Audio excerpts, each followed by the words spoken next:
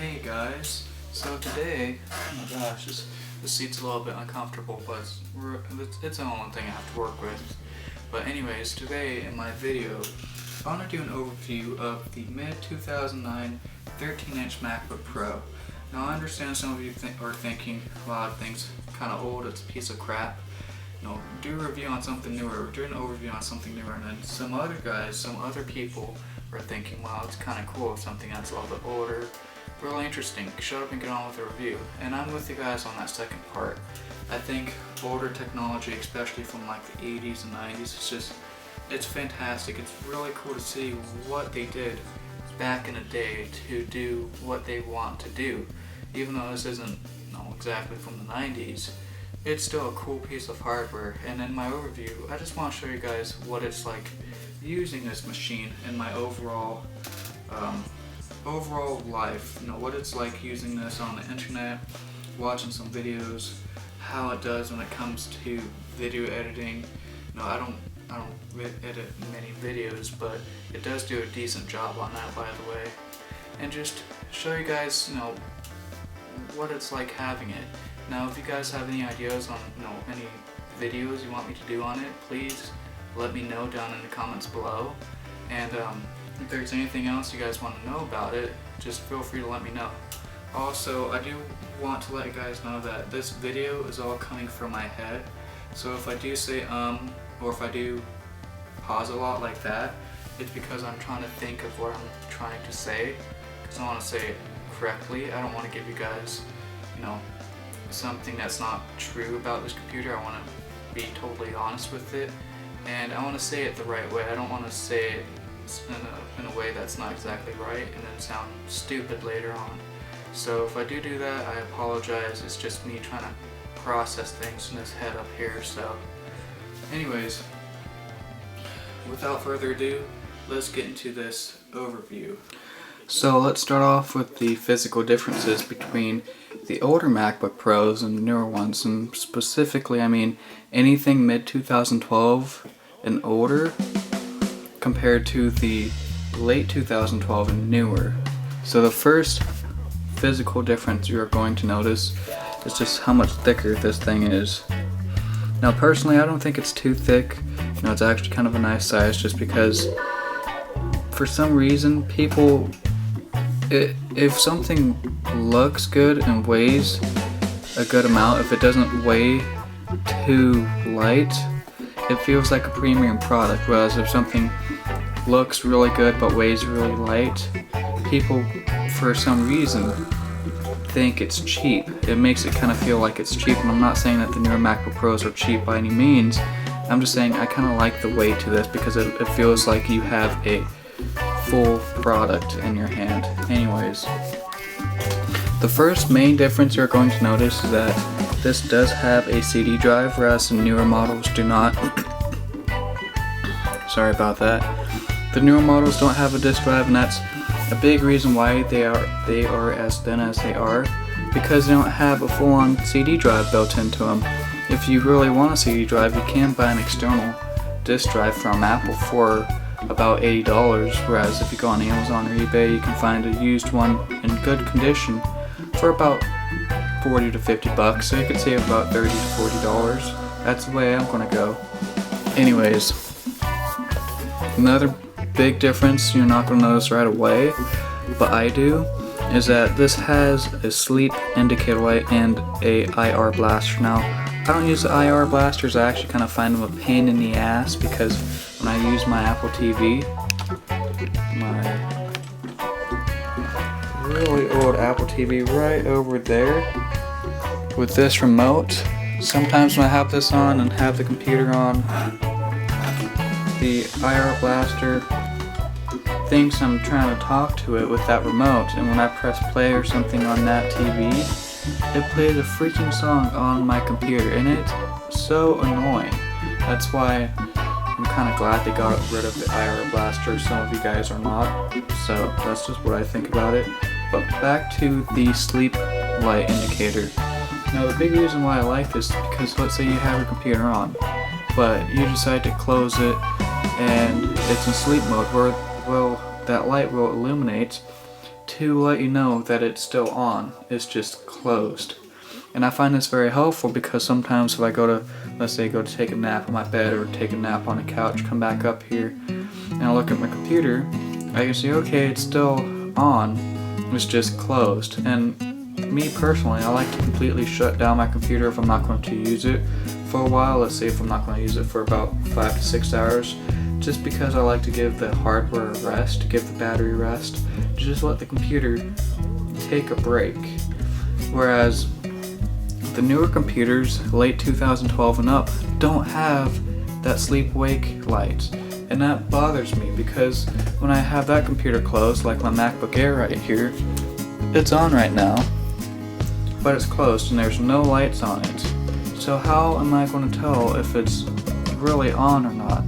I mean, maybe they could have made the Apple logo illuminate or do something to notify you somehow, but they don't do that. I don't understand why they don't, but Apple just didn't do that. Anyways, take that idea from the Apple and use it. Make this illuminate when it is sleeping, because that will be very helpful and it'll look really cool.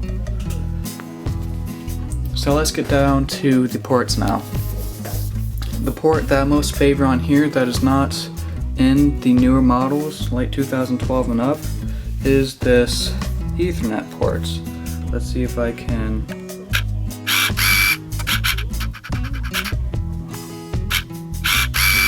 There we go. Okay, one more time. Damn it. This camera kind of annoys me. Anyways, you can see that it has an Ethernet port, and this is somewhat of a big deal to me because sometimes if, let's say I go to a friend's house and they don't have Wi-Fi, let's say the Wi-Fi is down for some reason, but you're able to connect physically to a router to get online.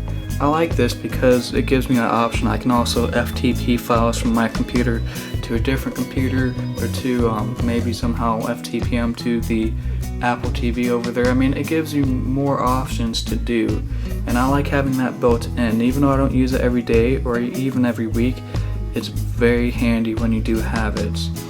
And then they have this FireWire 800 port. It is backwards compatible to FireWire 400 from what I've heard. I've never used this port before. I hear that you can use it for cameras, for external hard drive disks, and other things, but I've never used FireWire. I honestly don't really care about it, but I'm glad it does have it just because it's more ports. More ports gives me more options to do more things with different electronic components like cameras and hard drives and all that other stuff. And then you have a mini display port. Now, I don't think this does allow you to transfer any data to lightning bolt hard drives, external hard drives that connect through I think it's lightning bolt, or it might be Thunderbolt. I get confused between two. But I don't think you can transfer data with this port just because it is older. I think it's only a video output port. So then we have these two USB type A ports. These are USB 2.0 to be exact. And the newer models have this, but I believe, honestly, within the next year or two when Apple updates, refreshes, whatever, the newer MacBook Pros, I've heard rumors that they're going to be taking these older USB type A ports out in favor of the USB type C. I'm not in favor of that. I don't like that idea. Apple should keep these ports. If you do decide to take them out, shame on you, Apple. And then you have your SD card reader, and you have your audio jack, and then last but not least, you have this little battery light notifier. So you press a button, it tells you, okay, so I have, I guess, 8 out of 10 lights. I don't find this helpful because I don't even know how many lights are there. It's kind of confusing. They oversimplified it. They should have, like on the older iBook G3s, and I don't think the clamshell had it. Maybe it did, but from what I remember, the older iBooks, or the iBooks, had the battery light notifier indicator where you press a button, and I think it had 4 lights, and that was very easy to tell how much battery life I had. It gave me an idea of how much percentage I have. So if I had 3 lights illuminated, okay, so I have about 75%. If I had 1 light illuminated, okay, about 25% lower, so I do need to get to a charger. Now I find that much more helpful because I could just turn it on and know instantly, okay, well I have around that much percentage, whereas this, when I press the button, I have to think, okay, so how many lights are there? Okay, so let's say there's 10 and there's 8 lights illuminated. Okay, so about 80%. It's too much work to do something that simple. I just want to get an idea of how much battery life I have. I don't care about my pinpoint accuracy idea of how much battery life I have left. I just want just an overall idea. But anyways, that's enough about the battery light indicator, whatever you want to call it. Now when we open this up, or I guess when I open this up, you can tell that there's not much of a difference. You can see that it has a screen, MacBook Pro, the keyboard, the trackpad, and all of its glory. It's just a beautiful machine inside and out. I love these older computers, and the newer ones too, but I like the older ones better just because you can do more with them. Anyways, the first thing you're going to notice when you turn this computer on, and anything 2012 and below, is that it has a 1280 by 800 resolution, and that's not bad. I think that's good. I think that should be. Sorry about that. My battery just died, so I had to charge it up a little bit. But like I was saying, the display is a 1280 by 800 resolution. So no, it's not no Retina display. It's not no 4K display by any means. But hey, for $145, I'm not going to complain. The colors on here look good. At least to me, they look good. And everything, it looks good. I'm not going to complain, like I said. So the next thing I want to talk about that you're not going to notice right away until you use the machine is that it has one of the older trackpads. Now, the newer trackpads, the ones that you can click all around, that just came out, I want to say late 2015. So, you know, they've only been out for about a year, but as you can tell, it clicks fine just down here, but when you get up, it doesn't click, and that's because from what I heard, from what I've watched, YouTubers have been saying that this style uses a diving board mechanism. Now I'm not sure how to explain it other than you can click down here and you cannot click up here. Whereas on the newer trackpads, on the newer MacBooks, MacBook Pros, and a MacBook, you can click anywhere. Whereas you can't on here.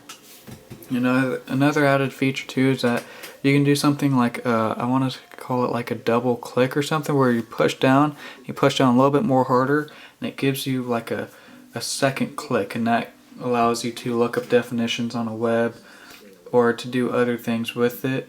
I have not used that feature because this computer does not have that feature, so I can't tell you exactly what all it can do other than you can look up definitions a little bit easier on the web. If you were to hover your mouse over that word and do that whole double click thing or whatever, push down a little bit harder, it would give you that definition without you having to open up a whole new web page just to search it up.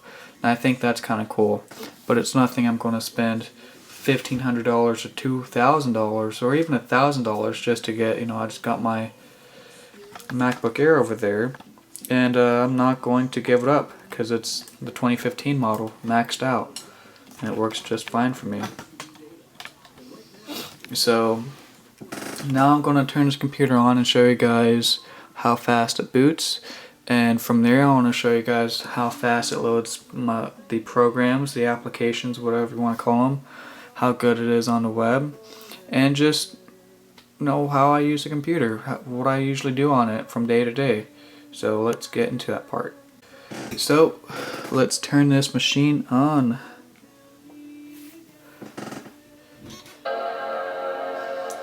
Now, while this is booting, I think it takes about 20 seconds to boot, which is about 4 times faster than the hard drive it had in it. Anyways, I want to explain to you guys how I got this beauty. So, down when I was visiting in Portland, I was with my friend.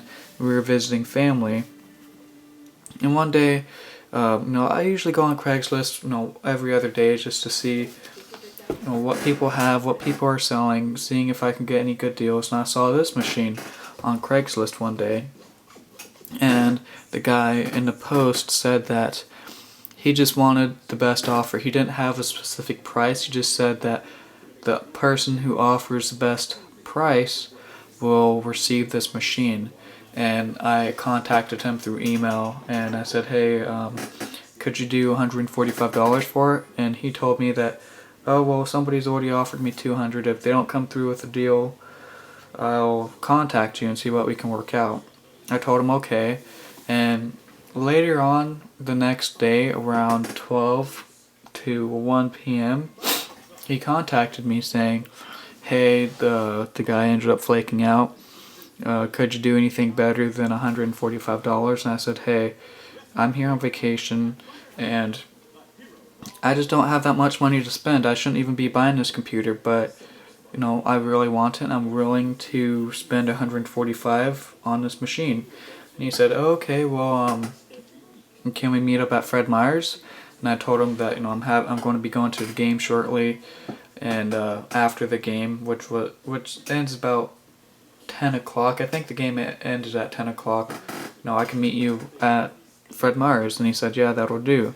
So when the game ended, I went to Fred Meyer's, met up with him, and I looked at the overall condition of the computer, and he said that his work has had it ever since early 2010, maybe late 2009. And I was looking at the condition, and it's in very good condition, other than the keyboard being kind of in not rough condition, but in a condition that I'd rather not it be in, because the keys, I don't know if you guys can tell, but the keys are a little bit shiny, and that's because over time, if you type on MacBook's keyboard or any keyboard similar to it, the oils in your fingers will get onto the keys and kind of eat away at it just a little bit, and that's why it makes the shine, and it's not no matte finish keyboard anymore. It's kind of a little bit shiny, and it bothers me a little bit. I mean, I don't think I'm going to replace a keyboard, but hey, for it being about 6 or 7 years old, I'm not going to complain. The top case, or the lid, or whatever you want to call it, is in the overall good condition. There's a little scratch right there. I'll try to turn around and show you guys. You guys can't really see that, but there's a little scratch right here. There's a little blemish right there, and a little blemish right there. I know you guys can see my awesome sticker. I got that from Amazon, $5. But overall, there's no dents on it. There's no little nicks on it anywhere.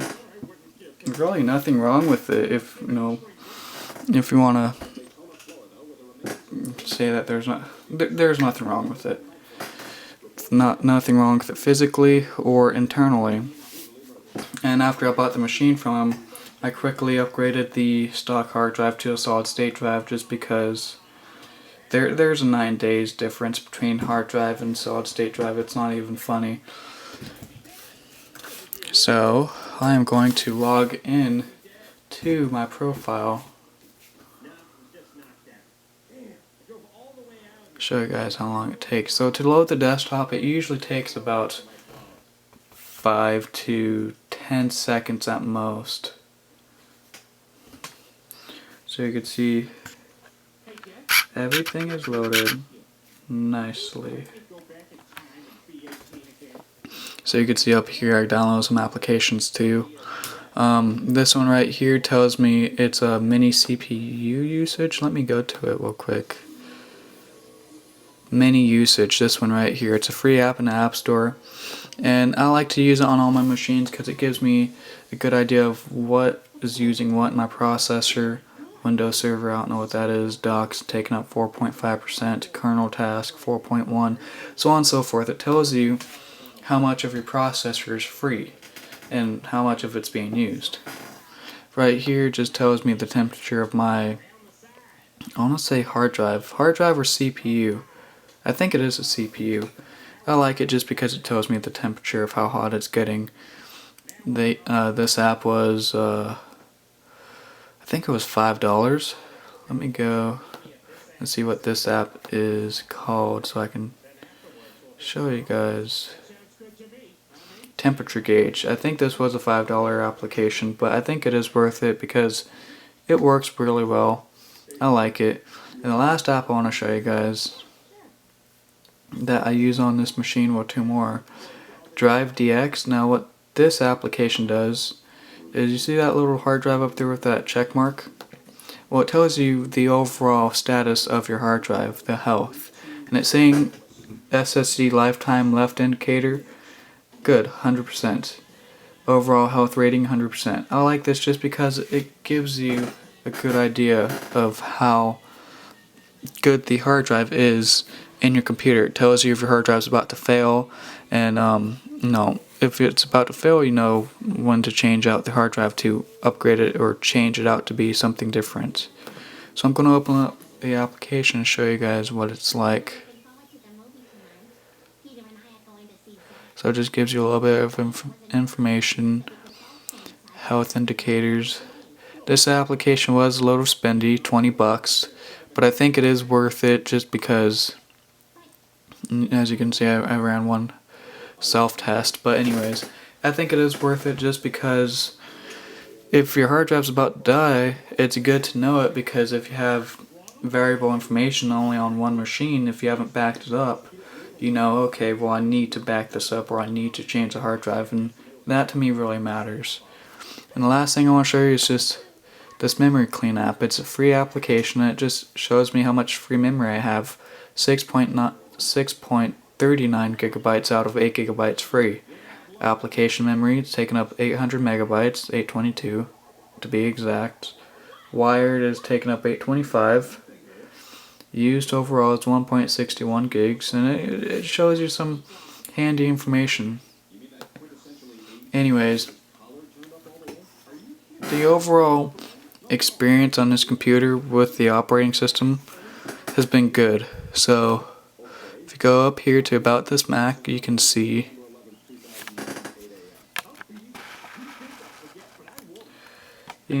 OS X El Capitan 2.53 gigahertz core, or not core, Intel Core 2 Duo processor. So it's a dual core processor, 8 gigabytes of memory, and it is a 64-bit processor, by the way.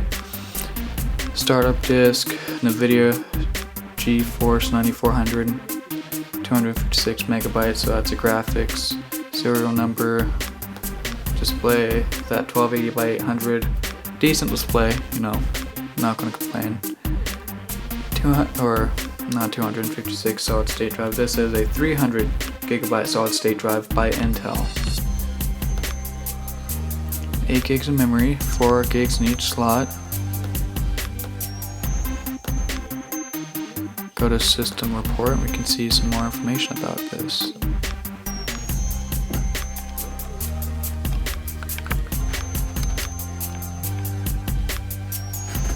I don't know if you guys can see as well, but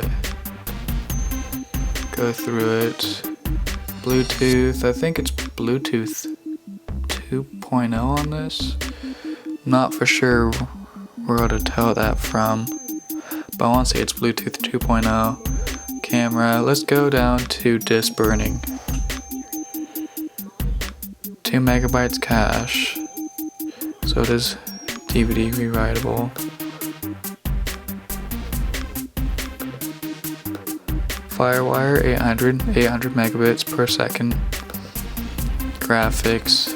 Now this is using shared memory, so what that means is that it has a graphics processor built into the computer, but that graphics processor does not have any of its own memory, so it borrows memory from the RAM. It's a cheap way to get graphics, but it works. I'm not editing no 4K videos on this, so it'll do just fine. Memory banks, 2 4 gigabyte sticks. PCIe. Power. You can see cycle count 143. Now, if I click up here, it says service battery, and it says service battery because I have a feeling that since the cycle count is so low, over what, 6 years, maybe even 7. Since the cycle count is so low, my guess is that they left this machine plugged in majority of the time. They never really exercised that battery. And so what that does is that the battery loses its overall capacity a little bit faster than if you were to unplug it when it's fully done charging and use it, and to not leave it plugged in all the time, basically. To basically use the battery when it's unplugged. Printers, SAS. Now I don't understand what SAS is. If anyone wants to explain this to me, feel free to. You can see link speed 3 gigabits, negotiated link speeds 3 gigabits. So this is a SATA 2 solid state drive in here.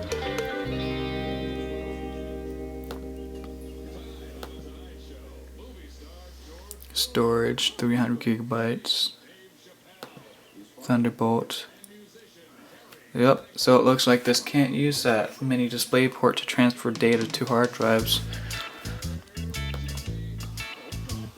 And you can see that it uses USB 2.0 ports, it's not USB 3.0. They didn't introduce USB 3.0 until about 2012, so anything below 2012 does not have a USB 3.0 port in it. So now that I'm done with all that talking, let's try to open up some applications. The first one I'm going to try is Microsoft Word. You can see it loaded up just like that. I can go through all these documents or templates and it's loading them just fine. It's not the fastest thing in the world, but it's a hell of a lot faster than that hard drive disk that was in it. Let's go to Prospect Letter. I never use any of these templates, and I don't even know anybody that does use them. Can't pinch to zoom on this, so let's just go up to 200. Oh, gosh, that's a nasty name up there. Dear recipient. And then it goes on in some other type of language. Anyways, let's exit out of that. That's just dirty. Don't save. So you can see it loaded up Word pretty quickly, and this computer obviously has a dirty mind, as you can tell. Now we open up App Store and it loaded just like that too, thanks to that solid state drive. No updates, so I'm going to exit out of this. Let's open up iTunes. Let's see if I have any music on here. No, I don't. Maybe.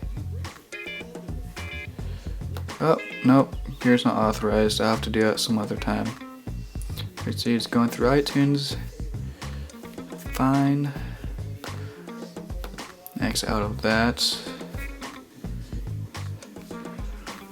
Let's open up Safari now. Now this is the main thing majority of the people is going to be using this computer for. So let's just check out the browsing on here. I'm going to open up a few tabs just to show you guys how well it browses the web. Now this is what I usually do. I have about 6 to 7 tabs open. So we're going to open up 7 tabs. Create stunning websites, Wix. Now this is the more processor intensive site because this image behind, yep, moves. Wow. And it handles it very well actually. For how old it is, it's handling this pretty well. While that's in the background, we're going to go through Apple's websites. Big, bold, Budamus. See the preview, watch keynotes. Let's go watch the keynotes. Now I'm not gonna watch anything more than like 20 seconds just because some copyright issues or whatever. So I'm just gonna skip up to a part. Let's just go to this part. Now let's play it. So you can see playing it just fine. Now, of course, people love doing calling from many, many different sorts of apps, and today, the experience... Okay, I want to watch it again, but I don't want to get in trouble for watching more than a certain amount of seconds on it. But anyways, you can see it plays the video just fine, and it's scrolling through just fine. Now if we go to Craigslist, let's say computers, my favorite section. Oh, computers. Wow. It's not a bad deal. I'll have to check that out later. Actually, no, let's just go to it just because I feel like it. Top cover has no scratches, bottom cover has some light scratching. Okay, so you see it's loading everything just fine. It's not giving me any problems whatsoever. It's scrolling through just fine. So if I go to eBay, let's look up a mid 2009 MacBook Pro 13-inch. And you see a little bit of stuttering here, but really nothing terrible. If we go to one, fully working in good condition. It's just doing what I'm wanting without many problems. Go through it, so let's check out what this has. Ooh, the same one as mine. Nice. I can zoom in, zoom out. That was a little bit slow right there, but now it's doing it just fine. Surprisingly well, actually. Kind of surprised by that. See, scrolling through without any hiccups or anything. Amazon, let's look up their prices on a mid 2009 MacBook Pro. I'm not going to type in 13-inch just because I don't feel like it. I go to the MacBook Pro and it's scrolling just fine on here too. A little bit of stuttering, but nothing terrible. It's just going through the zoom in process, whatever you want to call it. I'm not sure what to call this, but it's doing it just fine. I call it the zoom in process just because it kind of zooms into where your mouse is hovering over, and yeah, nothing wrong with it. MacBook Pro in all of its glory. So we go to YouTube and let's play a video. Hacking the Apple TV first generation. Let's go to this 9 to 5 Mac. Now I'm not gonna play anything over like 10 or 20 seconds just because about the MacBook. a little bit glitchy there. Not glitchy, but you know what I mean. So why do I love the MacBook so much? Well, there's Because several it's reasons thin. actually. Let's start with number one, no fan noise. That's actually a good reason to buy one, but anyways, you can see it maximizes and minimizes the video without too much of a problem. No, there's little hiccups here and there, but for it being an older machine, I'm very surprised about that. You see, I can scroll through my emails just fine. I'm not going to open any of them just because they're kind of private. But yeah, really, it works wonders on the internet. And it's still, while this tab's open too, and it's still able to do that with very little hiccups, so cool. Cool beans. You see it minimize that. A little bit of hiccups, but nothing terrible. Now one thing I've noticed with the operating system on here, is that if you have a folder with a lot of things in it on the dock right here, for example the applications folder, if I open it up, it's a little bit choppy, but it's nothing terrible. Scroll through them just fine. if I have something open like iMovie,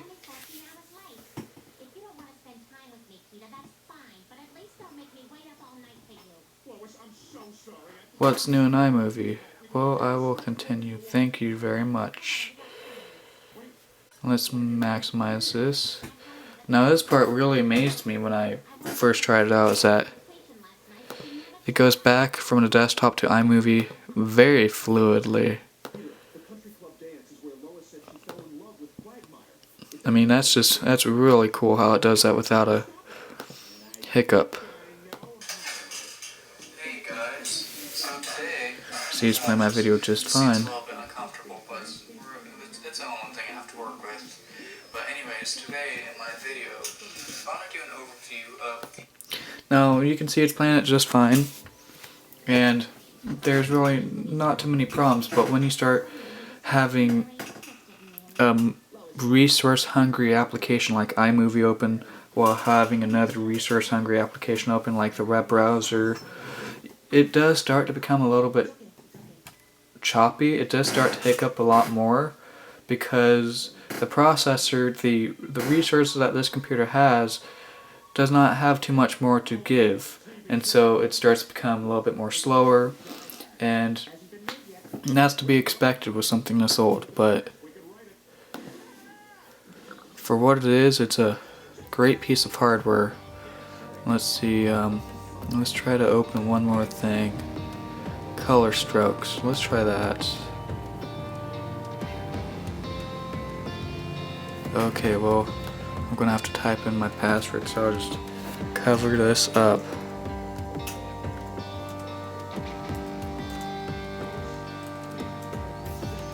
There we go. Don't want nobody trying to hack into my accounts. Shows on startup, yeah, sure. But you can see it loaded the application just fine. And I'm sure, you know, editing small photos with this application or other ones would be fine, but it's not the main go-to machine for that type of stuff. If you want to edit videos or edit some high quality stuff, seriously, don't even consider this, because this machine is not for that. It's not for you if that's what you want. But yeah, overall, very good piece of hardware, very good machine, and it's, you know, held up extremely well for how old it is.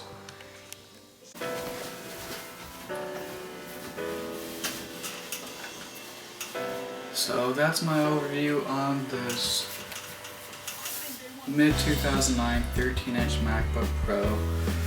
Everything that I've said in my review is, you know, my overviews, my honest thoughts, and I try to show what I can on this machine the best I can. So I hope you guys like my videos, and if you have anything you want me to do with it, like maybe try running a program, or if you guys want me to change out this battery with a new one, just let me know down in the comments and I'll take a video of that and show you guys how to do that. Also, I do have other products I can review. I have my early 2015 13-inch MacBook Air with maxed out specs, so the Core i7 processor, 8 gigs RAM, and a 256 gigabyte solid state drive. I can do a review on that if you guys like. I also have an iPad Mini 4, gorgeous product. I also have the iPad Mini Original. So yeah, just let me know if you guys want me to do any more reviews, and if there's any way I can improve, please let me know down in the comments too. If I did good, please let me know I did good. And yeah, well, that's the end of my overview. Hope you guys enjoyed it. Bye.